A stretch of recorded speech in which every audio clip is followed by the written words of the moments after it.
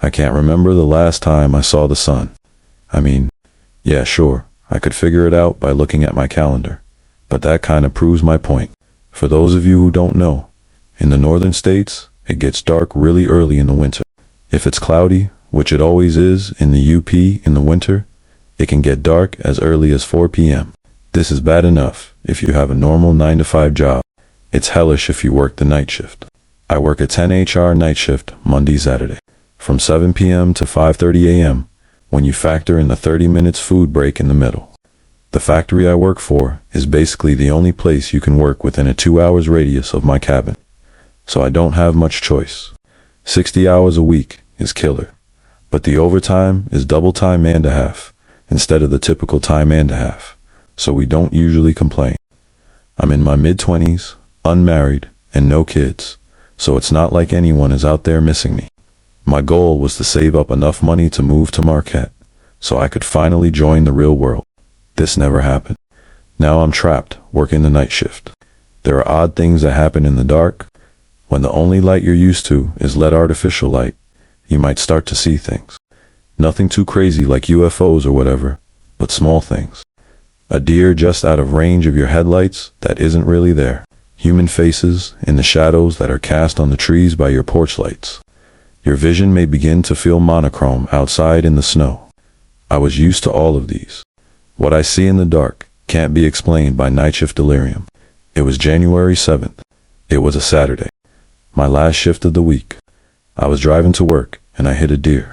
As any self-respecting youper would do, I made sure it was dead and threw it in the back of my Chevy. This has happened to me enough to where it doesn't ruin my day. I even had a bumper guard to ensure my safety. That wasn't the weird part. The weird part happened later. After the first 3 hours, it was time for our first 15 minutes paid break, and I stepped outside for a quick dart. I went over to check on my deer, and all that was left in the bed of my truck was some fur, a hoof, and a big puddle of blood. I took a drag of my cigarette and thought it was strange. It wasn't impossible that a wolf or a bear dragged it off somewhere. But bears aren't very active in the winter, and wolves tend to steer clear of the factory.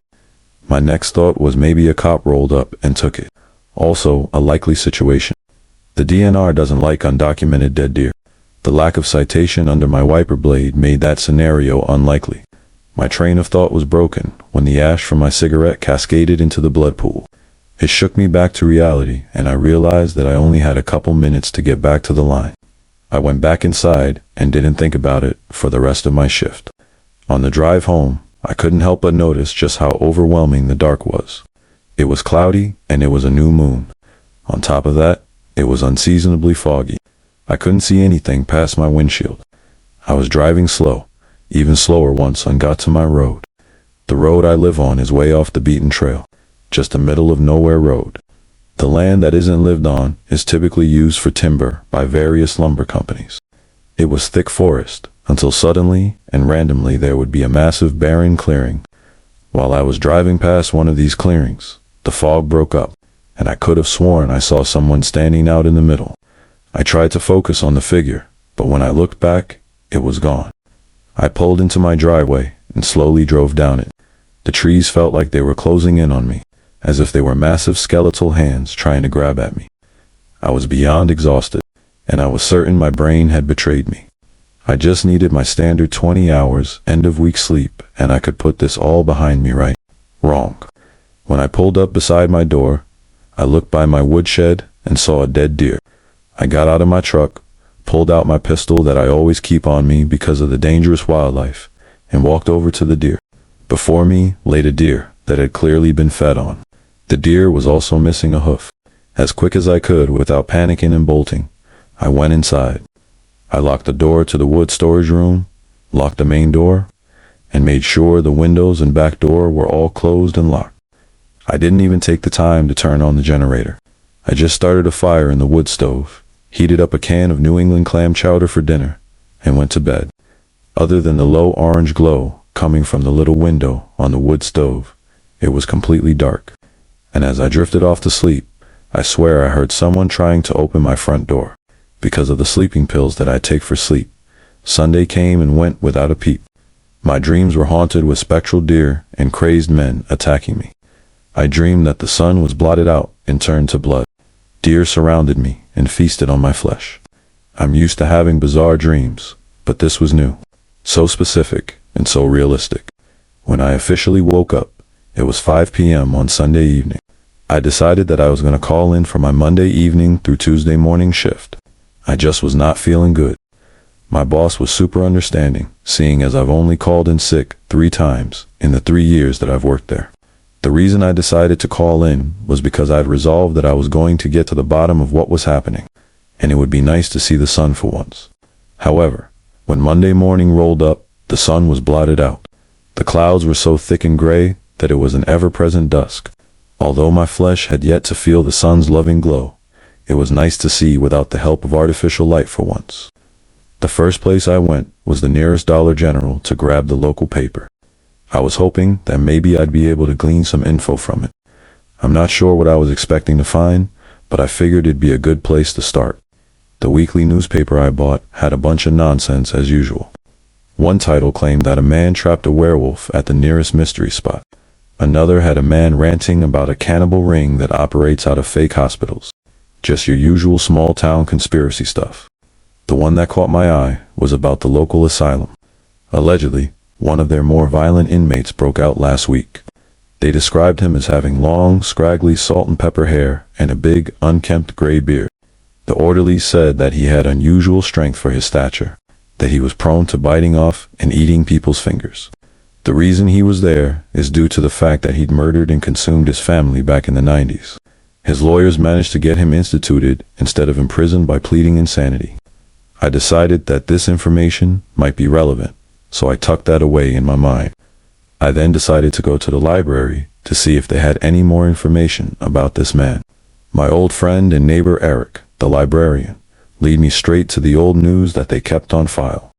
Eric, so you heard he escaped, huh? Me? Yeah, I'm just curious. Want to make sure I'm safe? Yeah, no. Eric, the odds of him surviving this long is unlikely. It's been sub-zero for the past month. Not to mention the fact that he's in his 60s now. I think we're gonna be okay. Me? Maybe. I just want to be sure. The library wasn't much help.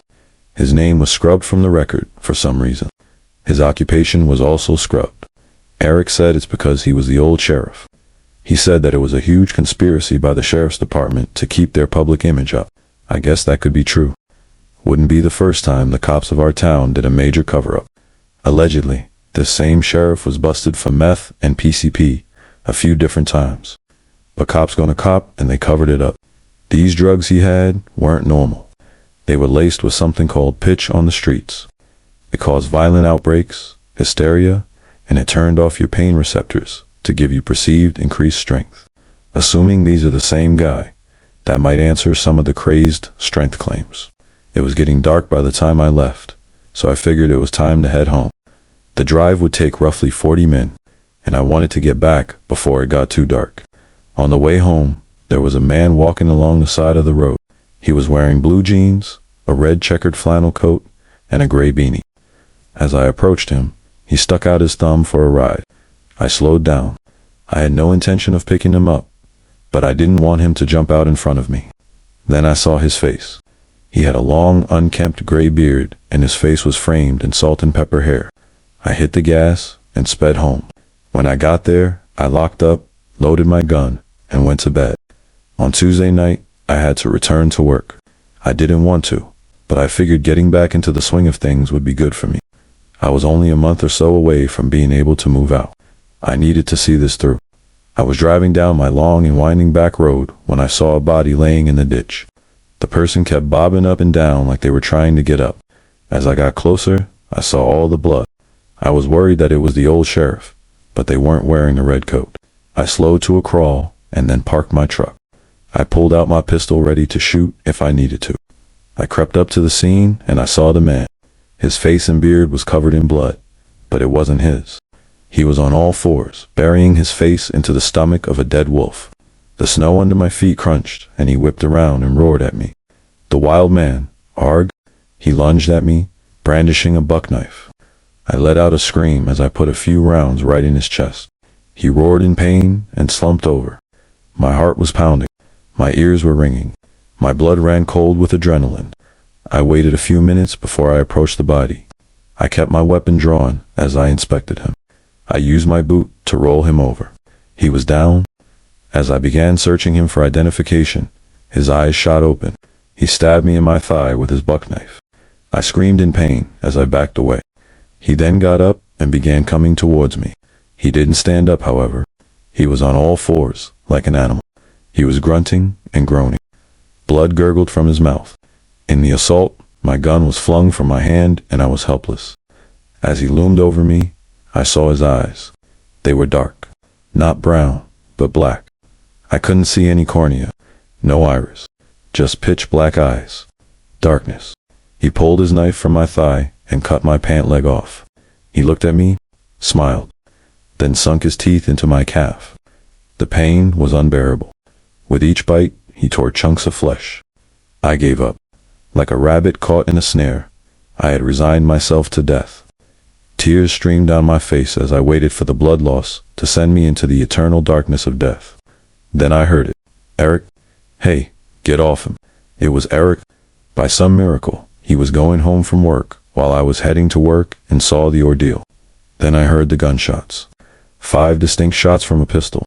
The wild man howled in pain as he ran off into the woods. I looked at him one last time, his bent body illuminated in the moonlight. We locked eyes. He let out a blood-curdling wolf howl and he bounded away. The next thing I remember is waking up in the hospital. Apparently Eric drove me to the local hospital, but they then had to airlift me to the big hospital in Marquette. They couldn't save my leg. They had to amputate it from the knee down. I'm now being advised on my prosthetic. I just figured I should tell someone what happened. I just hope the old sheriff, or whoever the wild man is, gets caught. It's been 6 months since the wild man took my leg. Eric keeps me updated on the search. The wild man has killed and consumed 8 people. I haven't gone back there. Not yet. For now, I'll stay in my apartment in Marquette healing and getting used to the new leg. I'm slowly getting better. I refuse to be out after dark.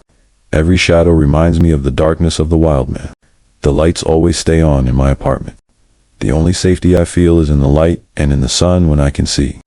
But every now and then, when the moon is new and the expanse is veiled in clouds, I lay awake in my bed, listening, and I swear I can hear tapping at my window.